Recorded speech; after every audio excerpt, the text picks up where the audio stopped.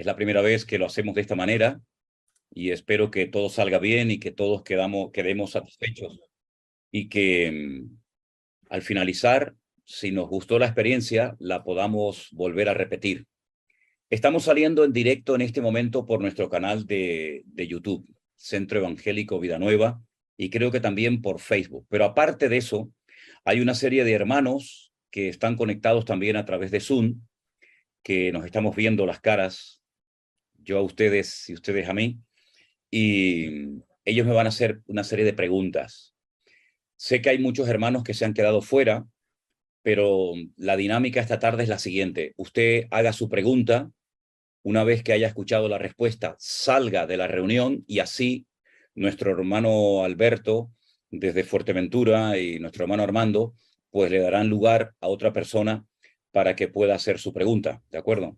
Así es que, hermanos, tengo en este momento las 6:01 aquí en las Islas Canarias y si les parece, vamos a orar, vamos a poner esta reunión diferente, una reunión distinta a todas las demás que hemos tenido hasta el día de hoy, que ya han sido unas cuantas, pero vamos a orar y pedir la bendición del Señor para que todo salga bien y Él nos dé la sabiduría que necesitamos para poder dar respuesta a las preguntas que ustedes nos van a hacer en esta tarde. Así que oramos al Señor. Padre Celestial, te doy muchísimas gracias, Dios mío, por esta oportunidad maravillosa que nos das de poder estar conectado con muchísimos hermanos en muchas naciones de la tierra, donde tú nos permites llegar. Y gracias por este milagro de la tecnología, Señor. Gracias por estas redes sociales que nos permiten bendecir y ministrar y discipular y atender a tanta gente que en estos últimos años se han convertido y se han reconciliado contigo. Señor, sabes que hoy hacemos algo diferente, queremos pedir tu bendición, tu respaldo, tu apoyo y sobre todo sabiduría de lo alto, para que con tu palabra en la mano podamos dar respuesta a las preguntas que tus hijos nos harán en esta tarde. Ponemos este tiempo en tus manos, dándote a ti toda la gloria y la honra, en el precioso nombre de Jesús. Amén y amén. Pues hermanos queridos, bienvenidos a todos ustedes y adelante con la primera pregunta. Prestamos atención, diga su nombre, desde dónde nos está escuchando y con la palabra de Dios en la mano intentaré responderte lo mejor que pueda. Adelante. Bueno, en este caso vamos a darle paso primeramente a Fátima. Fátima, nuestra hermana Fátima, si puedes quitar tu micrófono y puedes hacer la pregunta. Buenas tardes a todos, bendiciones. Pastor, yo tengo la pregunta siguiente. En Éxodo 4:24 dice, y aconteció en el camino que en una posada Jehová le salió al encuentro y quiso matarlo. Mi pregunta es por qué el Señor quería matar a Moisés. Bueno, vamos a ver, en el capítulo 4 del libro del Éxodo se está hablando acerca del llamado, el llamado de Moisés. Moisés había estado 40 años viviendo en Egipto, finalmente tuvo que huir por los motivos que todos sabemos, estuvo 40 años como pastor en el desierto, toda una escuela, toda una preparación, y luego los últimos 40 años de su vida los pasó como pastor del pueblo de Israel. Así que su vida son 40, 40 y 40, total 120 años. Él sabía perfectamente, como conocedor de todo lo que el Señor había hecho por sus antepasados, que Dios había escogido un pueblo. Ese pueblo era el pueblo de Israel, ¿verdad? Y él sabía perfectamente que Abraham, que fue con el que comienza toda esta historia, había hecho un pacto con Dios, o mejor dicho, Dios había hecho un pacto con él. Cada vez que se hacía un pacto, había una señal, una evidencia, algo que podías demostrar que se había realizado un pacto. Por ejemplo, el arco iris es la señal del pacto de Dios con Noé, y así otros tantos. La circuncisión, ¿verdad? Esa operación que se le hacía al niño a los 8 días de nacimiento, era la marca física que todo israelita llevaba en su cuerpo de por vida, y era la señal de que había entrado en ese trato nacional que Dios había establecido con la nación de Israel. Toda persona que conociera de este pacto, que se negara a tener relación con ese Dios, dice que sería cortado del pueblo. Si cortado sería eliminado. Si tú no quieres saber nada conmigo, por lo tanto yo tampoco quiero saber nada contigo. Y quedaba totalmente descartado, eliminado. Lo curioso es que Moisés iba a ir a Egipto a sacar al pueblo de la esclavitud y en su casa él no había practicado la circuncisión en la vida de su hijo. Si lees el resto del capítulo, el resto del pasaje, te darás cuenta de que su esposa circuncida inmediatamente al niño y tira el prepucio a los pies de su marido, de Moisés, porque ella entendía que el motivo por el cual Jehová, el Señor, salió para matar, para detener, para impedir que Moisés fuera a Egipto a enseñar algo que no estaba practicando en su casa, pues no, es una incoherencia, ¿no? Tratar de enseñarle a otros lo que no estás viviendo en tu propia casa. La enseñanza empieza por la casa. Ese fue el motivo por el cual él, como padre responsable de su hijo, corrió serio peligro, ¿verdad? Y Jehová salió en el camino a matarlo porque sabes lo que hay que hacer, pero no sé por qué no lo has querido hacer. Entonces era por no haber cumplido con el tema de la circuncisión. Claro, algunos se preguntarán, ¿y quién se iba a dar cuenta en Egipto de que el hijo del pastor, el hijo de Moisés en este caso, no estaba circuncidado? Si eso no es algo que se ve exteriormente. Bueno, pero aquí hay una gran lección. Lo que el hombre no ve, Dios sí lo ve y lo conoce perfectamente. Por consiguiente, aquí hay un ejemplo de primero empieza a predicar en tu casa para luego ir a la casa de los demás a decirles lo que tienes que hacer. Fue por la cuestión de no haber circuncidado a su hijo en su momento, ¿vale? Gracias, pastor. Gracias a ti. Bendiciones. Gracias. Bueno, y vamos a continuar con nuestra hermana Jacqueline. Jacqueline, si puedes hacer tu pregunta, quita el audio y puedes comenzar. Vale, buenas tardes a todos, bendiciones a todos los hermanos, bendiciones, pastor. Mi pregunta está basada en Apocalipsis 20, el 12, dice: y vi a los muertos grandes y pequeños de pie ante Dios, y los libros fueron abiertos. Y otro libro fue abierto, el cual es el libro de la vida, y fueron juzgados los muertos por las cosas que estaban escritas en los libros según sus obras. Vale, pues en medio de mi ignorancia, pues lo que yo entendí, quiero que me lo explique, pastor. Si los niños nacen sin pecado, entonces no sé si aquí están hablando de las edades o el crecimiento espiritual de las personas, y están hablando de niños que son espiritualmente pues pequeños. Esa es mi pregunta y mi duda. Gracias.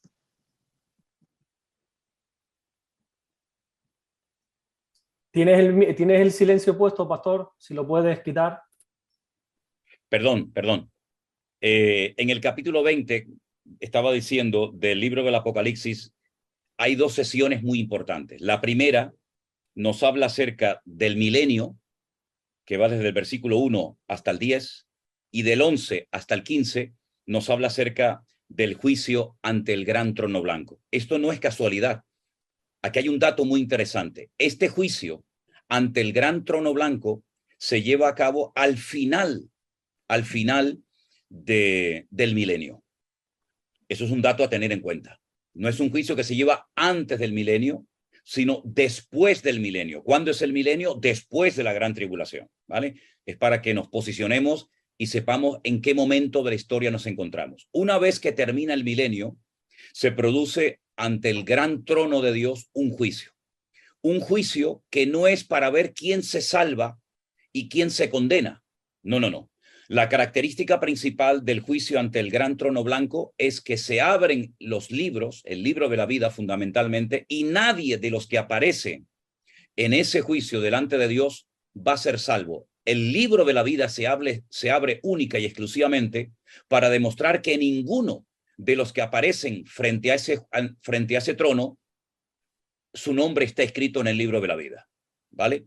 Entonces es el juicio, digamos, de los pecadores. Es el juicio de los inconversos de toda la historia de la humanidad, desde el primer inconverso hasta el último.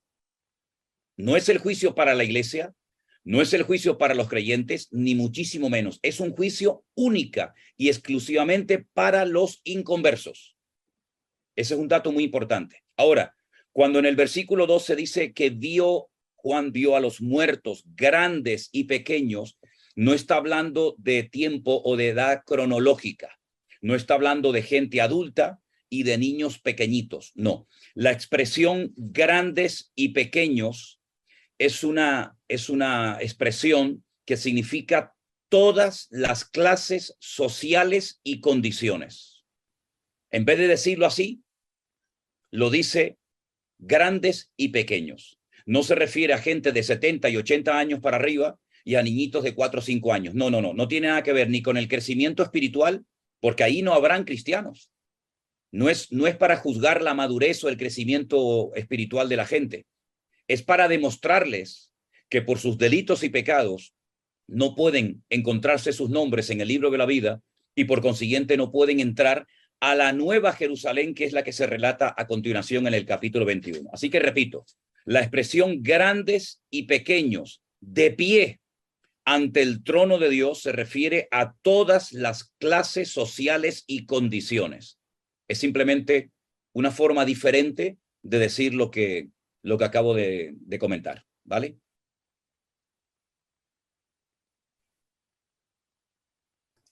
Muy bien, pues vamos ahora con nuestra hermana Graciela, que también tiene una pregunta, así que Adelante. le damos paso a nuestra hermana Graciela. Buenas tardes, yo soy de Argentina, de Villa Gobernador Galvez, pegadito a Rosario. Sí, perfectamente. Conozco ese lugar muy bien, hermana, muy bien. Sí, siempre lo escucho cuando lo nombra en las prédicas, que estuvo acá en Argentina, y también conozco a los pastores que usted nombra, a Dimitrio, y al pastor también Carlini. Sí. Qué bueno. Puede ser que pueda otra vez volver y así lo conozco en persona, pastor, acá en Argentina. Si Dios quiere el año que viene, haremos todo lo posible por visitar su hermoso país. Bienvenido, porque acá hace falta mucho la palabra, así que se enseñe como enseña usted la sana doctrina. Así Amén. que sería de bendición para nuestro país. Amén, así sea. Yo, la pregunta, más que pregunta, me gustaría que nos puede decir, ya que usted sabe siempre tanto y siempre nos enseña cosas nuevas, ¿no? Sobre el ayuno. Yo estuve leyendo hoy en Mateo, el ayuno que dice Mateo capítulo 6, desde el versículo 16 al 18. ¿Y cuántas veces sería bueno así que ayunemos? ¿Cómo tendríamos que manejarnos con respecto al ayuno los cristianos? Ok. Bueno, hermana, mire, referente al ayuno, yo lo que observo en muchas iglesias e incluso en muchos movimientos evangélicos es que han hecho toda una doctrina del ayuno. Y el ayuno no es una doctrina, el ayuno es una práctica que ya viene desde los tiempos del Antiguo Testamento y que se hacía con diferentes objetivos. Es decir, el ayuno no se hacía simplemente por, bueno, voy a ayunar o quiero perder algo de peso, ¿verdad? Y así ayuno unos cuantos días y me pongo a dieta. No, el ayuno no es la forma de perder peso según la Biblia. En la palabra de Dios encontramos que el verdadero ayuno no simplemente consistía en abstenerse de alimentos, sino en abstenerse de pecar, ¿verdad? Porque de nada sirve que dejemos de comer si luego, por ejemplo, seguimos criticando, murmurando o cometiendo otro tipo de pecados. El ayuno, por ejemplo, en los días de la reina Esther, en el libro de Esther, sirvió para poner a toda la nación, a todo el pueblo de rodillas, clamando por misericordia, por piedad delante del Señor, porque se había decretado un edicto que iba a exterminar a todo el pueblo, a toda la nación de Israel. Entonces, bueno, no hay tiempo ni para comer. Ayunemos, vamos a humillarnos delante del Señor, pedir misericordia, que el Señor se apiade de nuestras vidas. Y gracias al Señor vimos que el Señor hizo un milagro tremendo y la nación se salvó, ¿verdad? Vemos también que Daniel en Babilonia también estuvo ayunando. La situación lo necesitaba, ¿no? En el sentido de que estaban en pleno cautiverio y Daniel, gran conocedor de las Sagradas Escrituras, pues quería saber más o menos en qué tiempo se encontraban, si faltaba mucho o poco tiempo para la liberación del cautiverio en Babilonia, ¿verdad? Por supuesto, el Nuevo Testamento también nos habla acerca del ayuno. Los judíos practicaban mucho el ayuno, sobre todo los fariseos lo utilizaban a veces como una especie de punto de referencia de los santurrones que eran, de lo bueno que eran. Oramos, diezmamos, ayunamos, ¿verdad? El ayuno nunca tiene que hacerse para hacerse notar. Es más, el ayuno que uno lo hace para hacerse notar no vale para nada. El ayuno tiene que ser digamos, en secreto. No ayunamos para ser vistos por los hombres. Ayunamos porque queremos dedicar ese tiempo para buscar al Señor en oración. Porque ayunar y no orar, ayunar y estar delante de un aparato de televisión, pues me parece a mí que es perder el tiempo. Ayunar es apartarse de todo lo material, de todo lo mundano, y dedicar ese tiempo a orar, pero a orar por cosas específicas. No es que, bueno, una vez a la semana voy a ayunar, y la pregunta es, ¿y por qué quiere ayunar? ¿Para qué quiere ayunar? No, es una costumbre. Bueno, no digo que sea mala la costumbre, pero bíblicamente el ayuno se hacía para algo. Tal vez estamos pidiendo por una familia, estamos pidiendo por el país, estamos pidiendo por una situación difícil que estemos atravesando, ¿verdad? Y queremos apartar. No es un sacrificio, no es que yo ayuno como un sacrificio para comprar el corazón de Dios. No, el corazón de Dios no hay que comprarlo. Dios es misericordioso, y ayune o no ayune, el Señor me ama y me va a responder. Pero creo que es un tiempo que deberíamos de dedicar única y exclusivamente a estar en oración, escudriñando la palabra del Señor, buscando palabra, ¿verdad? Adorándole. Y ya digo, no es una doctrina, no tenemos que hacer el ayuno como algo rutinario, porque si no, sinceramente, la rutina y la monotonía no sirve para nada. Tiene que ser un tiempo especial que apartamos única y exclusivamente para dedicarnos y consagrar ese tiempo a nuestro Dios. Amén, hermana. Dios le bendiga grandemente. Le mando un gran saludo. Bendiciones, mi querida hermana Graciela. Qué bueno. Pues vamos a pasar ahora a nuestra hermana Sonia. Aclarar una cosa, porque por el canal de YouTube veo mucha gente diciendo que lleva esperando mucho tiempo para entrar. Lógicamente tenemos un límite. Hay mucha gente en la sala de espera. A medida que va saliendo gente, vamos ingresando. No a todos le podemos dar entrada de golpe. Bueno, nuestra hermana Sonia tiene una pregunta, así que le damos la palabra. Sonia Elizabeth. Está silenciada. Recuerda que tienes que quitarle el micro, por favor. Ok. Bendiciones, pastor. Buenas tardes, Sonia. Dios te bendiga. Bendiciones para usted y su familia. Yo estoy acá en Monterrey, Nuevo León, México. Y mi pregunta es sobre, o a qué se refiere el apóstol Pablo cuando habla del aguijón en la carne. Bueno, hermana, ¿se imagina que yo supiera exactamente a qué se refería el apóstol Pablo cuando habló de eso, aguijón? Imagínense la cantidad de libros, películas, conferencias, congresos, retiros, campamentos que se podrían hacer. Por fin hay un hombre en los últimos 2000 años que ha descubierto en qué consistía el aguijón del apóstol Pablo. Hermana, yo no le puedo dar respuesta a esa pregunta, porque ni siquiera el apóstol Pablo especifica claramente de qué se trataba. Cuando él habla de un aguijón, en el texto griego hace referencia a algo que él no quería tener, a algo que tenía varios objetivos. Primero, evitar el enaltecimiento. Él había tenido una serie de experiencias tremendas, sublimes con el Señor, y dice, y para que no me enalteciera sobremanera, se ve que como que tenía una tendencia, ¿no? En un momento determinado a enaltecerse sobremanera, el Señor envió un aguijón, ¿verdad? Para que me abofetee. Bueno, tanto era que le molestaba que le rogó al Señor que se lo quitara, pero el Señor le dijo, bástate mi gracia, porque mi poder se perfecciona en la debilidad. Algunos han especulado diciendo que podía tratarse de un problema en la vista, en los ojos. Otros han especulado que se refería a una especie como de pérdida de conciencia y Pablo caía como muerto. Miren, hermanos, todo eso son especulaciones, porque nadie puede saber exactamente de lo que se trataba. Lo que sí tenemos claro es que el Señor permitió que Pablo tuviera ese aguijón para evitar que el orgullo se apoderara de su corazón.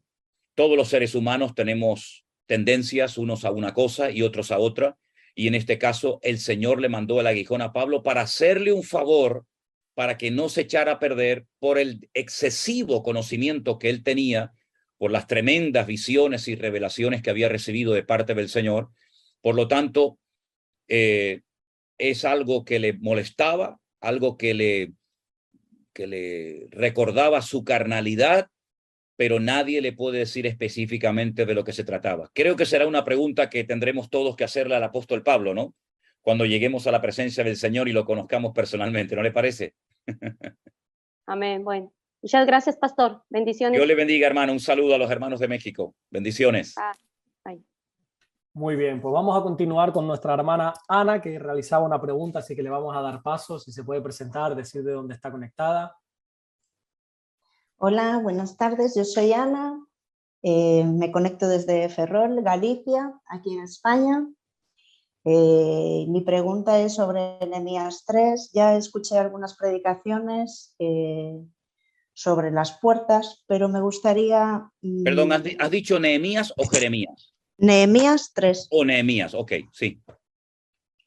Y mi pregunta es sobre este capítulo que habla sobre las puertas que se edifican y que se restauran. Unas son edificadas y otras son restauradas. Ayer, viendo el culto, hablábamos hablabas de que Dios es un Dios que no se limita ni a espacio ni a tiempo, pero sin embargo vemos que es un Dios que nos pone puertas. Él es la puerta de entrada, pero a nosotros es como si nos limitara o nos enseñara a través de esas puertas. Nos limita en espacio. Vamos a ver, cuando escuchamos o leemos la expresión yo soy la puerta, es el Hijo de Dios, es el Señor Jesucristo el que está hablando, no es Dios el Padre. Por lo tanto, el Señor Jesucristo sí decidió limitarse, autolimitarse en espacio y en tiempo. Por lo menos así fue hasta después de su resurrección, ¿vale? Una vez dicho esto, partimos de la base de que la antigua ciudad de Jerusalén era una ciudad que estaba rodeada de murallas. Las murallas que actualmente rodean a la ciudad vieja de Jerusalén, y subrayo vieja o antigua de Jerusalén, porque hay una Jerusalén moderna que está fuera de las ciudades, de las murallas. Como tú bien sabes, por ejemplo, en Lugo, como buena gallega, Lugo es una ciudad que está rodeada por unas murallas preciosas de la época de los romanos, pero hay una Lugo dentro de las murallas y hay una ciudad de Lugo fuera de las murallas. En los tiempos del Señor Jesucristo, Jerusalén era una ciudad relativamente pequeña en comparación con otras y estaba rodeada totalmente de murallas y, claro, lógicamente había puertas de acceso, puertas para poder entrar y salir de ellas. Esas murallas y esas puertas quedaron la mayoría destruidas, algunas totalmente y otras en parte. El rey Nabucodonosor sitió la ciudad y después de un largo periodo de tiempo la ciudad cayó, el templo fue destruido, fue profanado, etcétera, etcétera. Miles de personas perdieron la vida, otras fueron llevadas cautivas a Babilonia, como Daniel y otros amigos. Cuando regresan 70 años después, los que quisieron regresar, porque dicho sea de paso, muchos ya no querían regresar. ¿Regresar a qué? A un país destruido, a un país que no te daba ninguna mejoría en cuanto a vida se refiere, y ya muchos habían nacido y se habían radicado en Babilonia. Por lo tanto, esa ciudad había que restaurarla desde cero prácticamente. Entonces, Nehemías se dedica a reconstruir las antiguas murallas y las puertas. Algunas las tuvo que restaurar porque quedaba algo de ellas y otras las tuvo que hacer desde cero, ¿vale? Entonces, esas puertas no son las puertas que existen hoy en día. La ciudad de Jerusalén, la que conocemos hoy en día, también es una ciudad que está amurallada, tiene 7 puertas, todas están abiertas excepto una, que es la puerta de la Dorada, por las cuales se puede entrar y se puede salir. Lógicamente, las puertas actuales de Jerusalén y las murallas no son ni siquiera de la época de Jesús, sino son del siglo XVI, la mandó a construir Sulimán el Magnífico, ¿vale? Y esas puertas del libro de Nehemías, pues reciben un nombre. Por ejemplo, la puerta del muladar. ¿Por qué? Porque era la puerta por donde se sacaba toda la basura. La puerta de las ovejas. Pues hombre, pues porque por ahí entraban las ovejas directamente a ser sacrificadas en el templo de Jerusalén. Algunos han intentado darle una aplicación personal a cada una de esas puertas. Bueno, no digo que sea malo, pero respetando la literalidad del texto, las puertas tenían un nombre en base a la función que cumplían. Nada más que eso, ¿no? Así es que, bueno, lo que está bien claro es que nosotros hemos entrado por la verdadera puerta, que es nuestro Señor Jesucristo, y esa es la puerta que nos da acceso a la vida eterna. Amén. Dios te bendiga, Ana. Un placer conocerte. Muchas gracias y un saludo para todos. ¿Dónde te congregas en Galicia, si es que te congregas? Estoy congregándome en una iglesia de Asambleas de Dios. Ah, qué bueno. La Victoria. Qué bueno, pues gloria a Dios. Saludos a los hermanos de la Victoria. Saludos para vosotros. Un abrazo. Gracias. Un placer, Ana. Bendiciones. Igual. Chao, chao.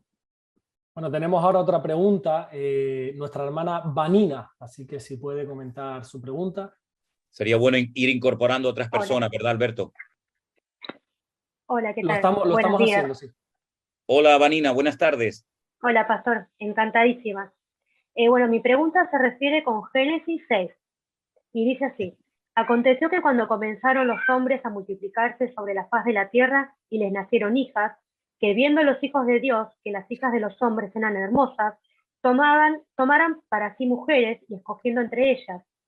Y dijo Jehová: no contenderá mi espíritu con el hombre para siempre, porque ciertamente él es carne, mas serán sus días 120 años.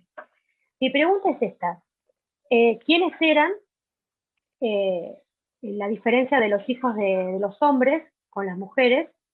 Y si acá Dios le puso un límite al hombre con los años de vida literales, o significa otra cosa, porque no, en la palabra acá no encontré en Génesis nada que haga referencia a que, por ejemplo, Noé fue a predicar a estas personas o tenían lugar a arrepentirse, porque dice que solamente Noé tenía un corazón agradable para Dios, no estas personas. Y esa es mi pregunta, pastor. ¿En dónde la palabra hace referencia? Ok, mira, el mundo que Noé dejó antes del diluvio no tiene absolutamente nada que ver con el mundo que se encontró después del diluvio, cuando él, cerca de un año después, sale del arca, ¿sí? Él dejó un mundo completamente diferente al mundo que se encuentra cuando él sale del arca con su esposa, con sus hijos y las esposas de sus hijos, ¿no es cierto? Ahora bien, la maldad en los días de Noé fue tan terrible, tuvo que ser tan terrible que Dios dijo: basta. Basta, esto no lo puedo tolerar, esto no lo puedo consentir. Date cuenta que detrás de todo esto, Satanás lo que quería era contaminar a la raza humana para que el Mesías no pudiera nacer. Entonces, por primera vez en la historia, algo único e irrepetible, nunca más volvió a ocurrir esto, las mujeres tenían relaciones sexuales con aquellos ángeles caídos que estaban ya en el mundo. Ahora bien, ¿qué es lo que ocurre? En el mundo de la brujería, del satanismo, hay imitaciones de lo que te acabo de comentar, pero en aquel tiempo era literal, era real. Date cuenta que el título hijos de Dios, ¿verdad?, en el Nuevo Testamento tiene una connotación completamente diferente a la connotación que recibe en el Antiguo Testamento. En el Antiguo Testamento a los ángeles, puedes leer Job capítulo 1, vas a encontrar que el título hijos de Dios se le da también a los ángeles, ¿sí? Se le da a los ángeles. Sin embargo, en el Nuevo Testamento ese título es para los que han creído y recibido al Señor Jesucristo como su Señor y Salvador personal.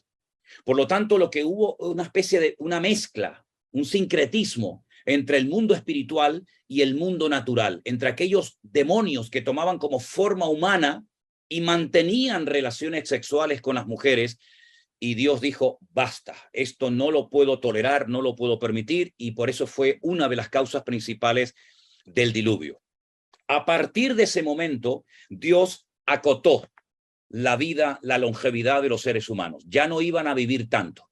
120 años también tiene otras explicaciones dentro del mundo del judaísmo, que si son una serie de tiempos que ellos relacionan con fiestas, con el Mesías, etcétera. Pero lo que está bien claro es que después del diluvio, pues el Señor fue acortando la vida de los hombres hasta el punto que tú puedes comparar cuántos años, cuánto tiempo vivían los seres humanos antes del diluvio y después del diluvio, y fue una diferencia tremenda. Lógicamente hubo excepciones. Hubieron personas que vivieron más de 120 años. Por ejemplo, Jacob vivió casi como 140 y pico, si no recuerdo mal, pero la excepción no confirma la regla. Entonces, dos cosas. Fue una unión que Dios no toleró entre el mundo espiritual y el mundo natural, los hijos de Dios que eran los ángeles con las mujeres, y también fue un tiempo en el que Dios acotó la longevidad de los seres humanos, ya no iban a vivir tanto, aunque hubo alguna excepción. ¿De acuerdo? Una preguntita más, disculpe, pastor. Sí.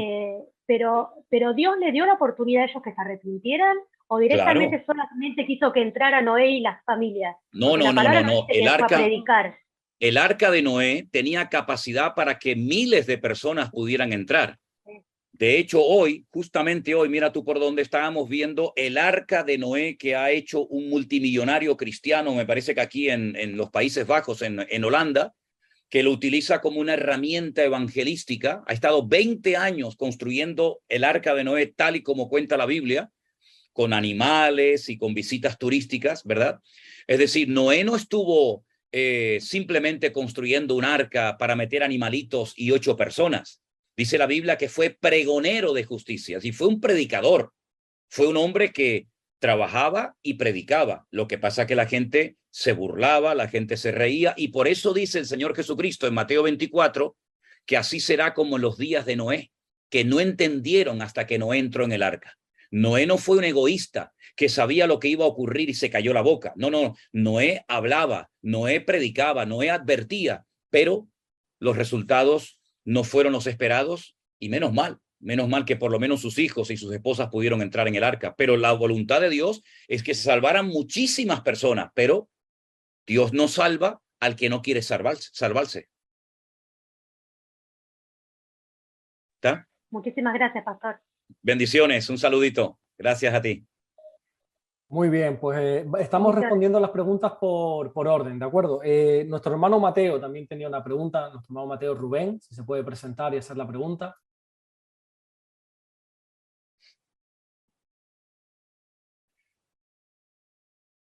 Creo que tiene que abrir el micrófono, ¿verdad?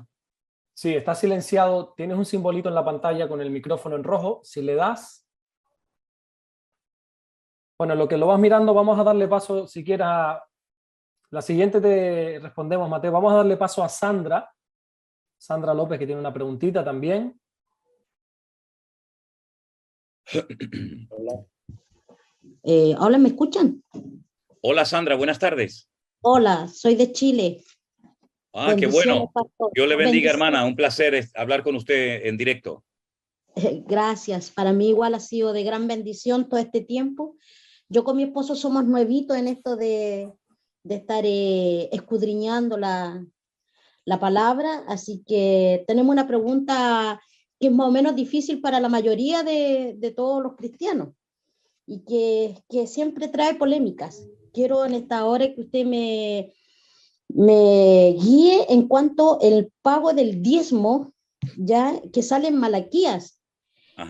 Que muchos pastores se llegan a este Malaquías capítulo 3, versículo 6, pero en 2 de Corintios 9, 6, 7 habla de otra forma como dar nosotros, porque en el Antiguo Testamento se habla de diezmo y ofrenda, pero en el Nuevo Testamento se habla más de ofrenda. Esa es mi duda. ¿Es obligación dar o como dice en 2 de Corintios, como es en nuestro corazón, como nuestro corazón quiera dar, así debe ser? Esa es mi pregunta. Yo creo que usted me entiende muy bien, me enredo un poquito. Sí, hermana, le entiendo. Digo que somos muy nuevitos en esto con mi esposo. Ok, perfecto. Pues le intentaré responder lo mejor que pueda, hermana.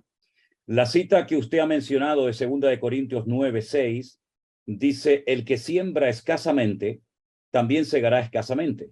Y el que siembra generosamente, generosamente segará. Cada uno dé como propuso en su corazón, no con tristeza ni por necesidad, porque Dios ama al dador alegre.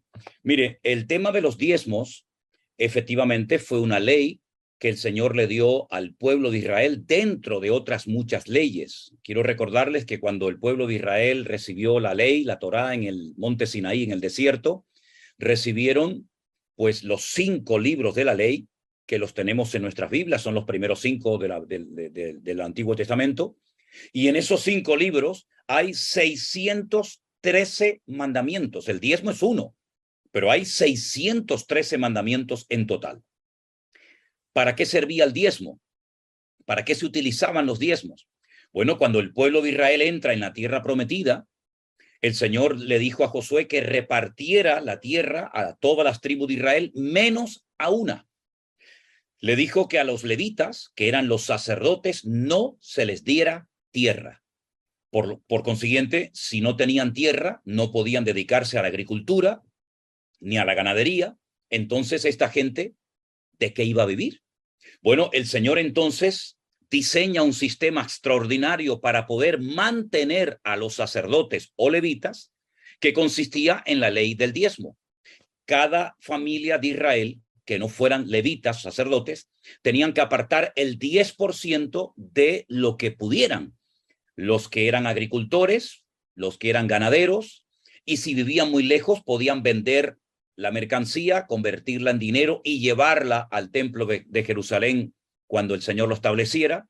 Por lo tanto, el diezmo era una ley que ayudaba al mantenimiento material de los levitas, mientras que los levitas o sacerdotes se dedicaban a bendecir al Señor, al pueblo, y a ministrar en el templo de Jerusalén.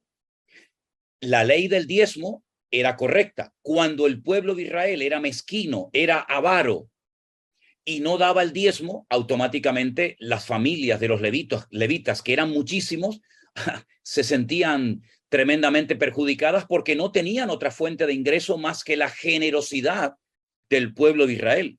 La ley de los diezmos fue, por lo tanto, una ley para mantener el servicio del templo de Jerusalén, para ayudar a la casta sacerdotal, y es una ley tremendamente justa, porque nadie da más que nadie.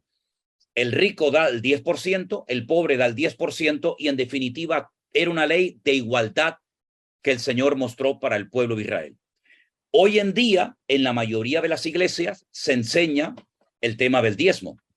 Y entonces se ha convertido para algunos pastores, y digo esto con todo mi respeto, en una auténtica obsesión. Miren que hay temas para hablar en la Biblia, pero sin embargo están como obsesionados con el tema del diezmo, que hay que dar el diezmo, porque el que no da el diezmo está bajo maldición, porque el diezmo es de Dios, porque el que no da el diezmo Dios no lo bendice, etcétera, etcétera. Y se ha hecho toda una doctrina, incluso hasta se asusta, se amedrenta, se manipula a la gente con el tema del diezmo. Alguien me pregunta, ¿es malo dar el diezmo? Y yo digo, en absoluto. No es malo apartar el 10% de sus beneficios y darlos a la obra del Señor, en absoluto. Pero les recuerdo a todos ustedes que esa era una ley del Antiguo Testamento. No puedo utilizar una ley del Antiguo Testamento para obligar a un creyente en la actualidad a que sí o sí tiene que dar el diezmo, porque si no está bajo maldición. Eso es rotundamente falso. Eso es rotundamente falso. ¿Por qué?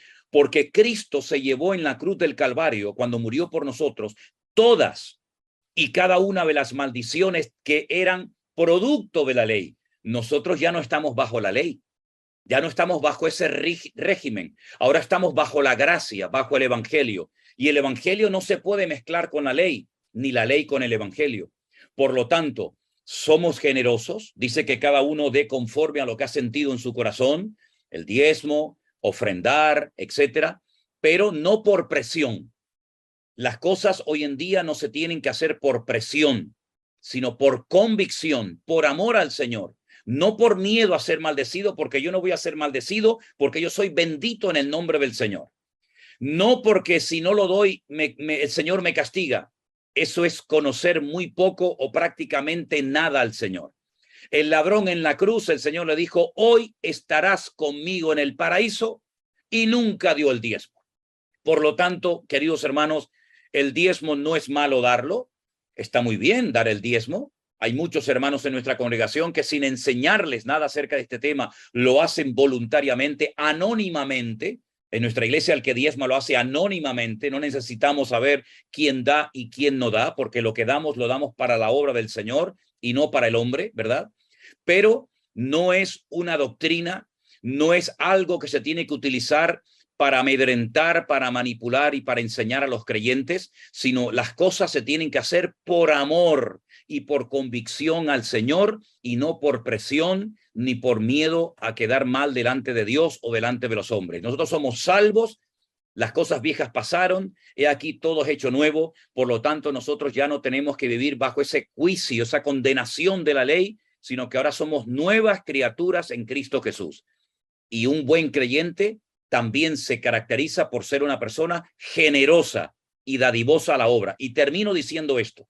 El versículo que he leído, el versículo 7 de 2 de Corintios 9:7, termina diciendo, Dios ama al dador alegre. ¿Por qué lo digo? Porque he oído a muchos pastores y a muchas personas desde los púlpitos decir, hermano, hay que dar, hay que sembrar, hay que ofrendar porque Dios bendice al dador alegre. Y eso no es lo que dice el texto. ¿Es que acaso Dios no bendice al dador alegre? Claro que lo bendice, pero si citamos la Biblia, hay que citarla bien y si no nos callamos la boca. La Biblia dice, Dios ama al dador alegre. El texto no dice Dios bendice al dador alegre, como dando la sensación de que el que no da no es bendecido, lo cual es rotundamente falso. Espero que esta respuesta le haya servido de algo, querida hermana, a usted y a todos. Bueno, yo creo que he contestado más claro el agua. Bueno, nuestro hermano Mateo, que vi que antes pudo quitar el micrófono, bueno, ya lo tiene quitado. Adelante, hermano. Los saludo con la paz del Señor a todos los hermanos. Nos comunicamos acá desde Corrientes, estamos en la ciudad de Goya, y mi pregunta, pastor, es en el Evangelio de San Mateo, en el capítulo 11, versículo 2, dice, y al oír Juan en la cárcel los hechos de Cristo, le envió 2 de sus discípulos para preguntarle, ¿eres tú aquel que había de venir o esperamos a otro? Mi pregunta es la siguiente, ¿Juan dudó o en un momento tuvo duda con respecto al ministerio de Jesús? Hermano Mateo, la Biblia no oculta los pecados y las debilidades de los grandes hombres de Dios, incluido Juan el Bautista, que según el Señor Jesucristo, de los nacidos de mujer, no ha habido otro más grande que él. No oculta el adulterio y el crimen de David, no oculta la mentira de Abraham, no oculta nada de los grandes hombres de Dios, para que no tengamos un concepto distorsionado de lo que eran aquellos hombres, hombres sujetos a pasiones semejantes a las nuestras. Juan el Bautista fue aquel que dijo en público, cuando ni siquiera el Señor había comenzado su ministerio, he aquí el Cordero de Dios que quita el pecado del mundo. Yo os bautizo en agua, pero Él os bautizará con Espíritu Santo y fuego. Bueno, hermano, Juan el Bautista en la cárcel, solo, prácticamente ya sin esas multitudes que le rodearon y que lo encumbraron durante algún tiempo, seguramente ahora con los 2 últimos fieles discípulos que le quedaban, probablemente llegó a pensar en su desánimo en la cárcel, a punto de morir, ¿me habré equivocado? ¿Me habré precipitado al señalar con el dedo a él como el Mesías? Por eso dice, vayan y pregúntenle, realmente dime la verdad. ¿Tú eres el que tenías que venir? ¿O me precipité y me equivoqué y esperaremos a otro? La respuesta del Señor es tremenda, Mateo. Le dice, mire, díganle a Juan que los ciegos ven, que los cojos andan, que los leprosos son limpiados, que los sordos oyen, que los muertos son resucitados y a los pobres es anunciado el evangelio. Como diciendo, Juan, aunque tú estés en la cárcel y no lo veas y no estés disfrutando de ello porque tuviste tu momento y ahora es el mío, la gloria de Dios se está manifestando en las calles de Israel. El mundo está siendo cambiado, impactado. Pero fíjate lo que le dice. Y díganle también a Juan, bienaventurado el que no halle tropiezo en mí. Diciendo, Juan, tranquilo, Juan, no te equivocaste, querido. Lo que pasa es que eres humano como cualquiera y cuando uno está solo y, ¿verdad?, ya no tiene esa fama y ese reconocimiento, pues te pueden traicionar los malos pensamientos, ¿verdad? Pero Juan murió como un mártir para el Señor. Y como dijo el Señor, de los nacidos de mujer, fue el más grande de todos. Claro que llegó a dudar y no tenemos por qué tener miedo a decirlo. Uy, ¿llegó a dudar Juan? Claro que llegó a dudar, por eso le mandó a los 2 discípulos, pero estoy seguro que la respuesta que le dio el maestro le convenció. Prueba de ello que después murió como un mártir, como un valiente y no como un cobarde. Tener una duda no es malo. Lo malo es que la duda nos carcoma, ¿verdad? Nos mate la fe y que por no querer preguntar, esa duda nos domine. Dudar no es malo, pero la duda nos tiene que llevar a preguntar adecuadamente a la persona correcta para que la duda se despeje y se convierta en fe, en confianza absoluta en nuestro Dios. ¿Sí?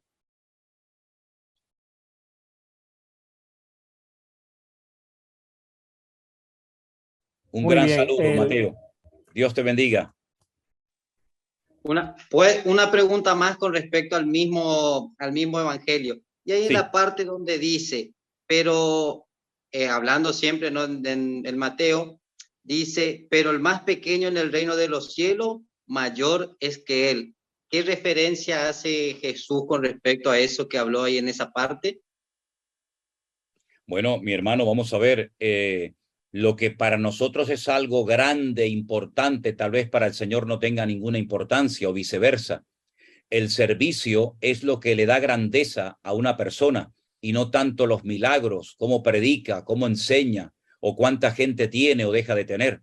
Por lo tanto, sí, efectivamente es grande, pero sobre todas las cosas, el más grande entre los hombres puede llegar a ser el más pequeño entre Dios o viceversa, ¿no? Por lo tanto, la grandeza de un varón de Dios no se mide por lo que tiene, sino por lo que es. Y en este caso, el Señor le está dando importancia al ser y no al tener, al revés de como nos enseña la sociedad y el mundo hoy en día, que tanto tienes, tanto vales. Sin embargo, para el Señor es más importante ser que tener. Amén, pastor. Dios te bendiga, Mateo. Un abrazo grande. Muchísimas gracias. Un abrazo para todos. Amén. Bendiciones, mi querido hermano. Qué bueno. Bueno, hay varias preguntas por delante, pero tenían que ver también con el asunto del diezmo, algunas ya respondidas, así que vamos a darle paso a nuestro hermano o hermana Josi Ruiz, si está por ahí. A ver si la Amén. vemos. Está por Amén. ahí, ¿no? Pastor Manuel Sierra, Dios le bendiga, le hablo desde Perú. Buenas tardes, hermana Josi. Bendiciones. La verdad que es una gran bendición poder conversar con usted aquí. Me siento bendecida por el Señor porque a través de las prédicas, cuando usted predicaba las sillas vacías, ahí estaba yo. Gracias al Señor también mi madre se pudo convertir. Gloria Y a Dios. así, el Señor está obrando grandemente en mi familia y le doy gracias al Señor por su vida. Quisiera hacerle una pregunta referente a Santiago capítulo 3, versículo 1, porque yo escuché decir que si uno mucho conoce la palabra, como que también es mucha responsabilidad y como que te da opción a que recibas mayor condenación y todo eso, y quisiera tener más claro respecto a ese tema. ¿Me podrías, por favor, repetir el versículo? Versículo 1, Santiago capítulo 3, versículo 1. Ah, Santiago 3:1, ok. ¿Y tu pregunta es qué significa ese texto?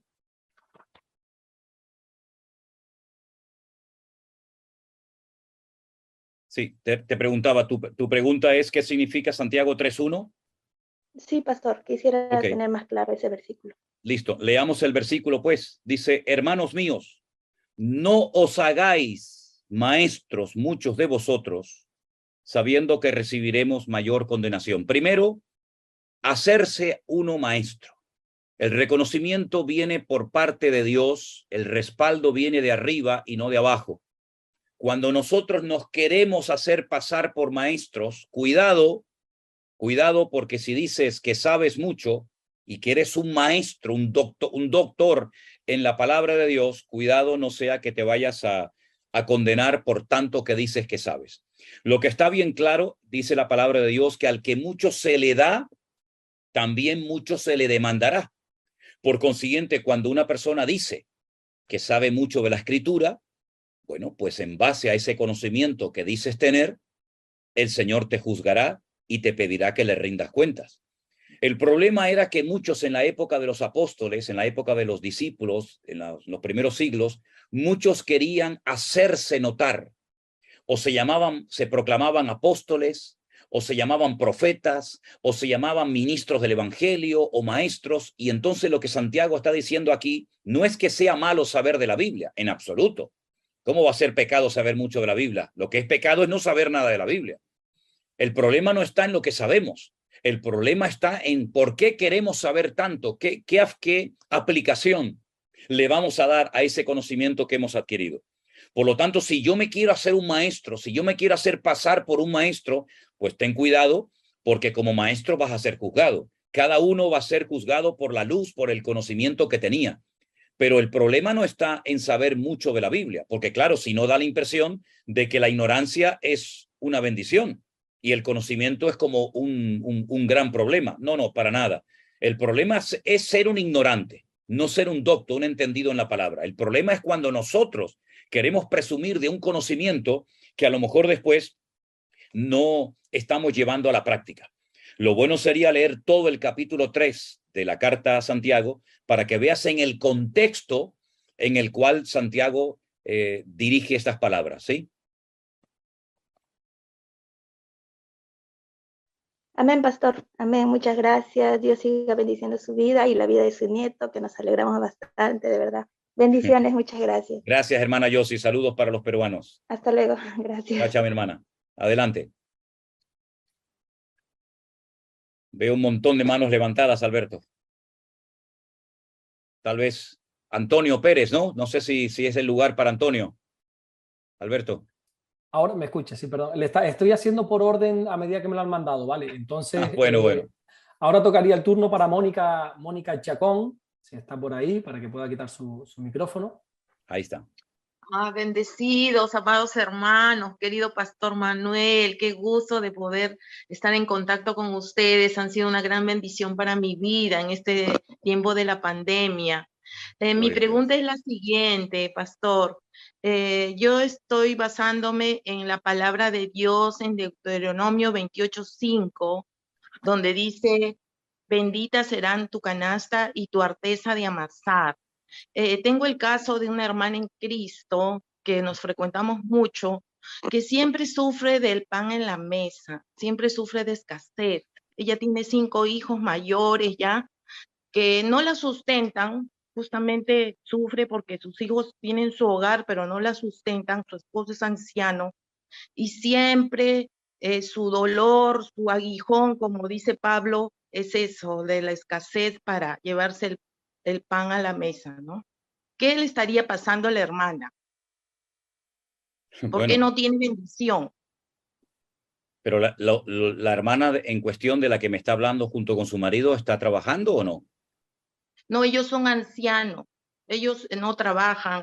Bueno, el hermanito sufre de muchas enfermedades, como diabetes, sí. Y entonces ellos no salen a trabajar, incluso viven... Para mí sería una crueldad a unos ancianos con enfermedades, con muchas limitaciones, que ya los pobrecitos no pueden trabajar, que encima han criado hijos. Para mí sería una crueldad decirle, no, es que a usted le está pasando esto, por esto y por aquello. Si ya bastante los pobrecitos están pasando, como para que encima les echemos más condenación encima. Yo creo que aquí los que se están comportando de una forma terriblemente mal y antibíblica son los hijos de este matrimonio. Porque la Biblia dice que los padres tienen que ser honrados por sus hijos. Y honrado no solamente significa que le regalas un beso de vez en cuando, un ramito de flores en el Día de la Madre, sino atendidos, cuidados, sostenidos. Dice la palabra de Dios en una de las cartas que Pablo le escribe a Timoteo, ¿verdad?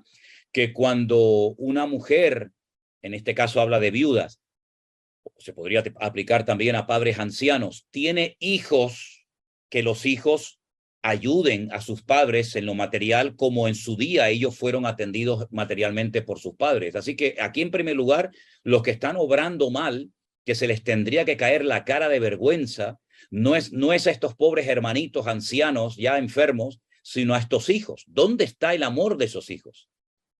¿Dónde está la misericordia? No quiero ni pensar que estos hijos son cristianos. ¿Son cristianos estos hijos? Sí, son cristianos. pues entonces de cristiano lo que tienen es el nombre. Porque cristiano no solamente es un título.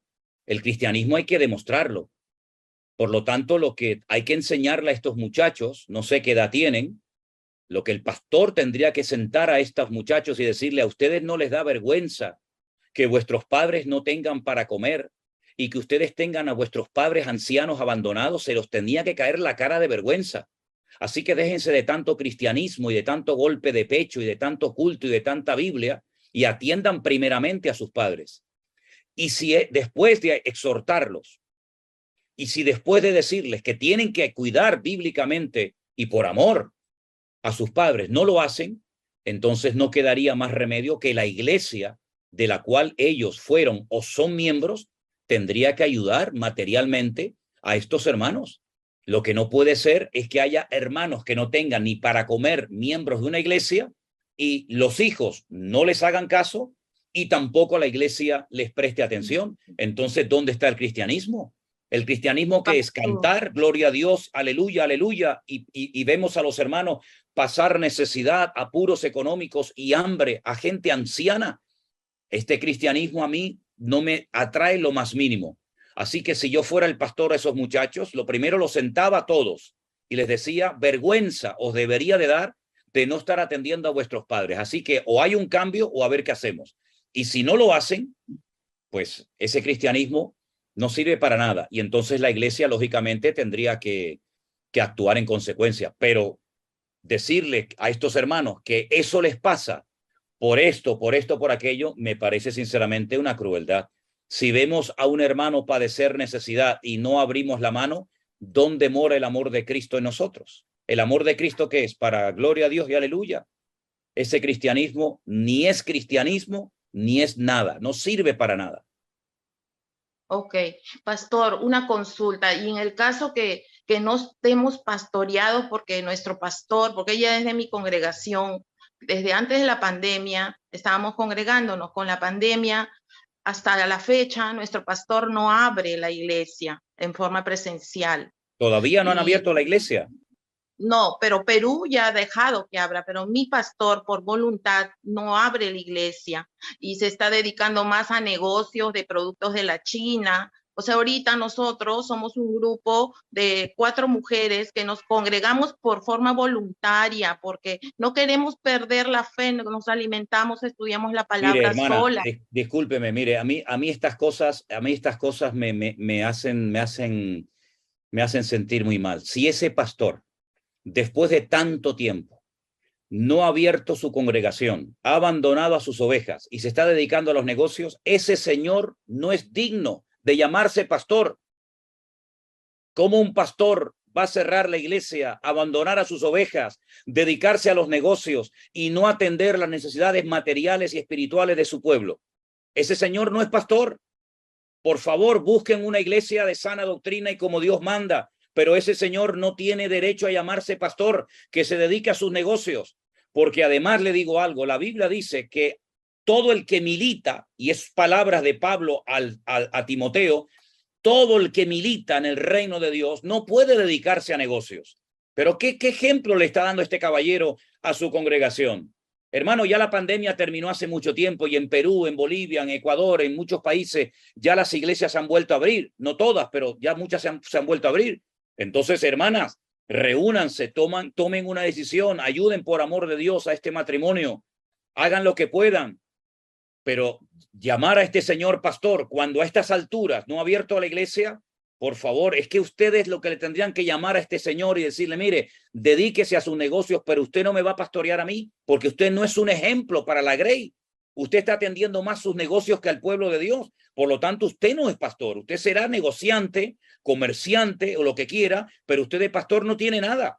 Hermana, busquen una congregación que seguramente encontrarán una buena iglesia en Perú. Y si no, pues sí, pónganse en contacto con la iglesia virtual. Estoy orando para que el Señor me direccione donde haya una sana doctrina, que sea bibliocéntrico. Eso es lo que estoy orando, pastor. Sí, hermana, pero a Dios, como decimos en esta tierra, a Dios orando y con el mazo dando. No se pegue la vida orando y no actúe, ¿sabe? Ore. Yo creo que ustedes ya han orado bastante. Y después de lo que le estoy diciendo, creo que ya las cosas están bien claras. Hay que tomar decisiones. Se le va la vida orando y mientras tanto tenemos a unos viejitos que se están muriendo de hambre y tenemos a una congregación abandonada. Yo creo que si usted estaba buscando palabra, hoy el Señor le está dando la palabra que usted necesitaba escuchar. Amén, gloria a Dios. Gracias, pastor. Amén. Dios me lo bendiga. Bendiciones gracias, para todos. Saludos de Perú. Igualmente, gracias, hermana querida. Bendiciones. Qué tristeza me producen estas cosas. De verdad, Alberto, es increíble ver lo bonito que es estar en la obra de Dios, atendiendo a la gente. No se me pasa ni por la mente dedicarme a los negocios y abandonar la obra de Dios, lo cual me parecería dejar los negocios por la obra de Dios, por supuesto, pero dejar el ministerio, servir al Señor por los negocios, me parece un auténtico disparate. De verdad que pero, sí. En fin, adelante.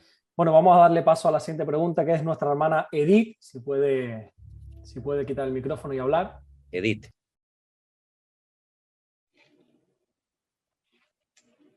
Buenas tardes, aquí. Estoy bien nerviosa. Pastor, lo sigo desde hace mucho tiempo, desde que empezó lo que es la pandemia. Yo soy de Reynosa, Tamaulipas, México. Estoy aquí frontera con Estados Unidos, con Texas. Así también como ustedes, lo he estado siguiendo en los devocionales, ¿verdad? Yo no me he congregado, no me he bautizado.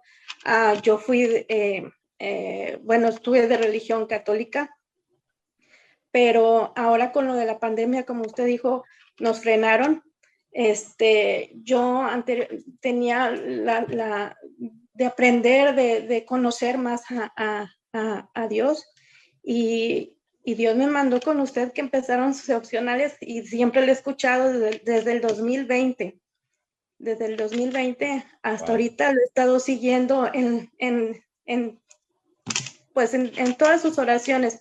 Le digo, no me he congregado y aquí me pregunté sobre los bautizos. A mí me bautizaron de chiquita con lo que es la religión católica. Le platico a mi familia que yo me quiero congregar, pero me dicen, no, que por qué, que como dicen, nada más te quieren sacar el dinero, que no lo que usted siempre dice, y más que nada es mi esposo, pues que no me apoya, ¿verdad? Sí, pero claro. Yo me quiero bautizar. He orado, ¿verdad? Por todo eso. Aquí apenas en Reynosa se están abriendo lo que son las iglesias, ¿verdad? Los cultos. Yo no he asistido, pero escucho los cultos que ustedes hacen. Yo lo escucho aquí en Reynosa a la 1 de la tarde, ¿verdad? Y allá pues ya son las 6. Y me han dicho que si yo me quiero bautizar, ya el bautizo no es válido porque yo ya me bauticé de chiquita bajo la religión católica. No, mire, Edith, déjame que te responda a tu pregunta. Todos nosotros nos bautizaron de pequeñitos cuando éramos católicos. Eso es así, y nos guste o no, ese es nuestro trasfondo religioso. Nosotros no participamos en nada, ni a favor ni en contra de ese bautismo, porque fue algo que se hizo por cumplir una tradición, por cumplir la norma de una religión impuesta, que nunca decidimos libre y voluntariamente formar parte de ella, pero la tradición decía que había que bautizar al nene o a la nena a los poquitos días. Cuando vamos a la palabra de Dios, nos encontramos que el bautismo no se practicaba a niños. José y María no llevaron al niño Jesús a una pila bautismal para que un sacerdote lo bautizara. El bautismo se hace de adulto, ¿verdad? El Señor Jesucristo se bautizó por Juan el Bautista en el río Jordán a la edad de 30 años. Todas las personas que se convertían, y podemos ver todos esos ejemplos en el libro de los Hechos, se convertían y después se bautizaban. No al revés, no se bautizaban y luego se convertían. En nuestro caso no fue así porque nacimos católicos hasta que entendimos el evangelio, hasta que la verdad llegó a nuestra vida y nos dimos cuenta de que lo hicimos al revés por ignorancia, pero ahora ya no somos ignorantes, ahora ya conocemos la verdad. Y entonces ahora nos hemos convertido y lógicamente el Señor pone en tu corazón, tarde o temprano, aunque nadie te diga nada, que ha llegado el momento de bautizarte. Mira, como tú de momento no asistes a ninguna congregación, mi consejo es que en tu caso te pongas en contacto con nosotros y formes parte de la iglesia virtual. La iglesia virtual no es simplemente ver los cultos como tú ya lo estás haciendo. La iglesia virtual tiene actividades de mujeres, reuniones de oración, reuniones para jóvenes, para niños, para adolescentes, para matrimonios, para hombres. La iglesia virtual es muy amplia, no solamente ver un culto en una pantalla un par de veces a la semana. Entonces, escríbele al correo de la iglesia. Mi hija Priscila, en cuanto pueda, te mandará las reglas, las doctrinas, los requisitos para formar parte de la iglesia virtual y vas a ser alimentada y atendida adecuadamente, aunque no puedas asistir a una iglesia. Una vez que consigas una iglesia, bueno, ya está bien, pero mientras tanto, mi consejo es que formes parte de la iglesia virtual. Eso por una parte. Por otra parte, el Señor que ha puesto en tu corazón el deseo de bautizarte, te va a dar en su momento la oportunidad de que lo puedas hacer.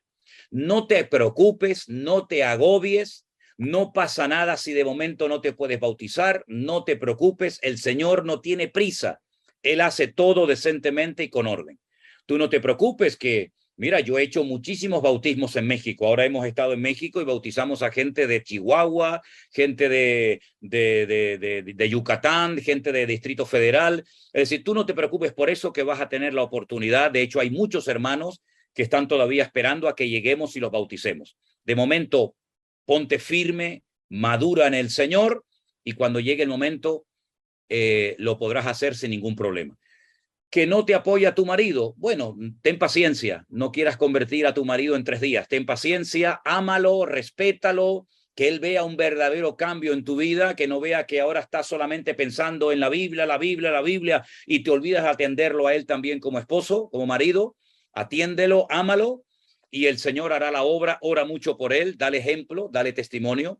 Al hombre se le convierte más por las acciones que por las palabras, es la pura realidad. Y no te preocupes, y mientras tanto incorpórate a la iglesia virtual, que te va a venir muy, pero que muy bien, y vas a conocer un montón de mujeres como tú, que te vas a sentir muy animada y muy arropada por muchas personas. Y con el bautismo, tranquila, que va a llegar su momento. No te preocupes, todo en su momento. ¿De acuerdo? Muchísimas gracias, pastor. Dios te bendiga, mi hermana. Bendiciones muy grandes para ti. Bendiciones. Gracias. Adiós. Amén, amén. Gracias, mi hermana querida.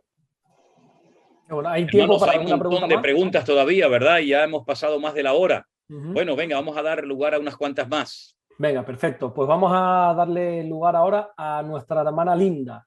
Si está por ahí, Linda. Muy buenas tardes, Pastor Manuel Sierra. Es un gusto conocerle a usted. Lo conocí a través de la red YouTube, viendo lo que son las prédicas, los salmos. Mi esposo y yo somos muy creadores de nuestro Señor Jesús y estamos, bueno, al menos estoy muy contenta de interactuar con usted. Un poquito nerviosa, como comprenderá. Soy de Perú. Pastor Manuel, mi consulta es esta. Yo he estado recibiendo estudios con los amigos de los testigos, que ya lo conocerá usted. Recibía 2 años de estudios, pero hay algo que en mi corazón siempre dudaba, ¿no? Ellos cuando me explicaban, por ejemplo, en Lucas, el capítulo 9, donde nuestro Señor Jesús manda a sus apóstoles para curar a los enfermos sobre las sanidades, yo les preguntaba a ellos, ¿no? A los testigos que me enseñaban, yo les digo, ¿aún siguen existiendo esas sanidades? Y ellos me dijeron, no, ya no, porque el apóstol Pablo, no recuerdo, pastor, qué cita es, dijo que todo esto va a acabar. Pero ¿sabe algo, pastor? Mi corazón no se atrevió a creerlo. No se atrevió a creerlo. Pero cuando yo comencé a escucharle eso, me quedó esa gran duda, pastor Manuel, me quedó esa gran duda, si las sanidades aún siguen, o será porque el mundo de la mónaca se ha enfriado, por eso es que no hay mucha fe y todo eso. Mi esposo es convertido porque él también se sanó a base de la oración. Él es bautizado a los 15 años en una iglesia de la sana doctrina.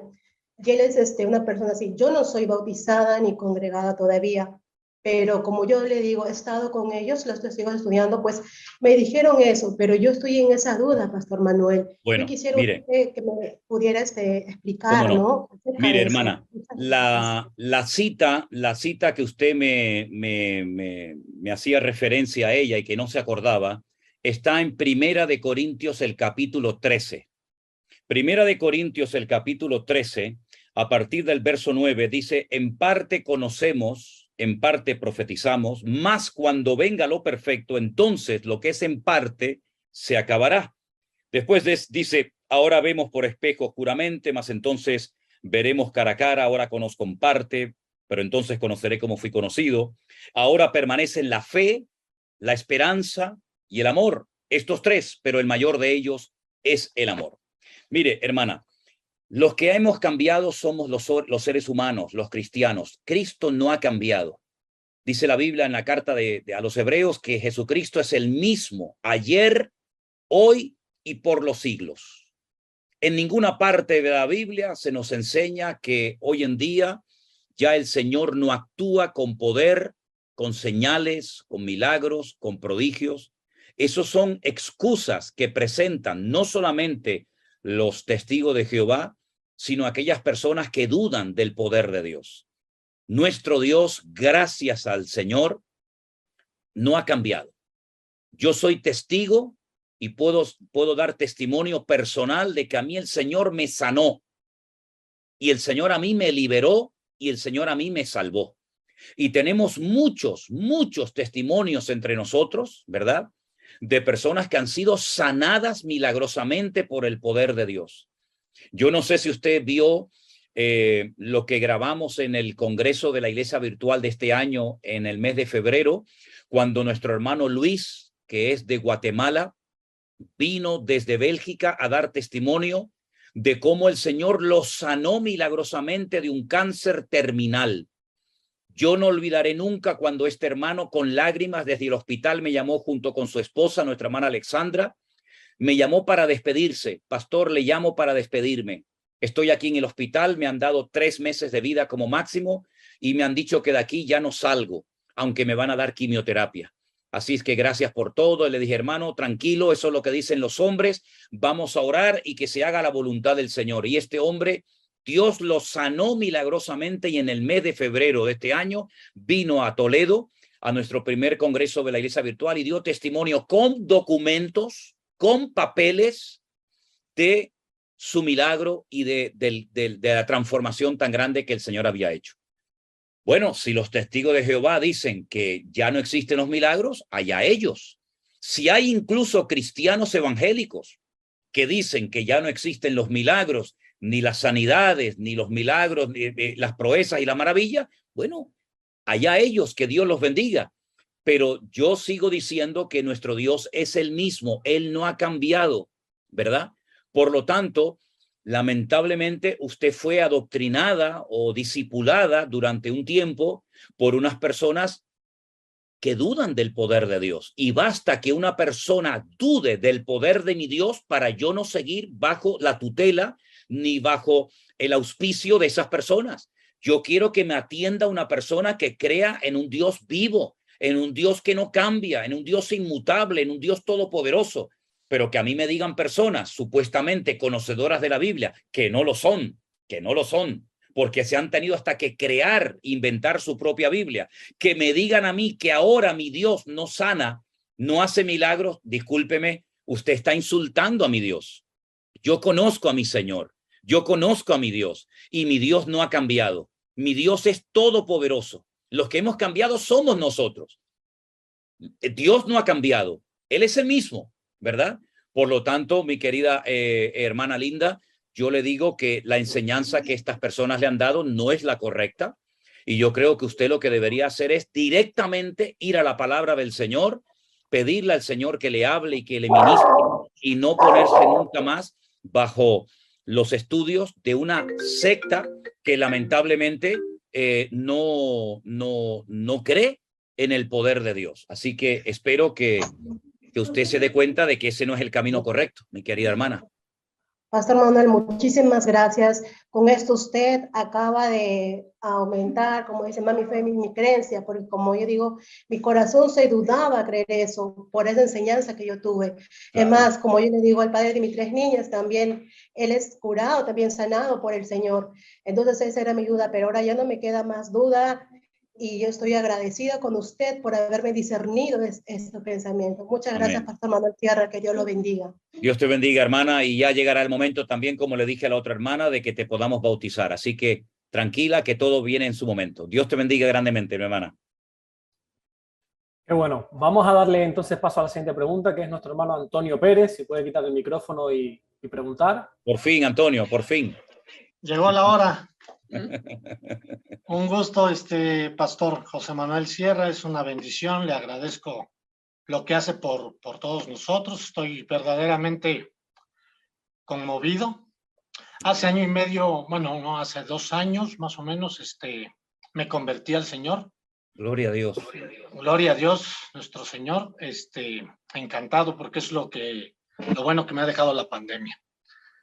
Hemos estado recluidos, ahora ya podemos salir y todo, pero he estado tratando de buscar una congregación, pero no he podido, ya que creo que leo la Biblia a diario con mi mujer, la escribimos de hecho, la estamos escribiendo, empezamos por Salmos, bueno, yo empecé por Salmos y Proverbios y ahorita estoy terminando Corintios.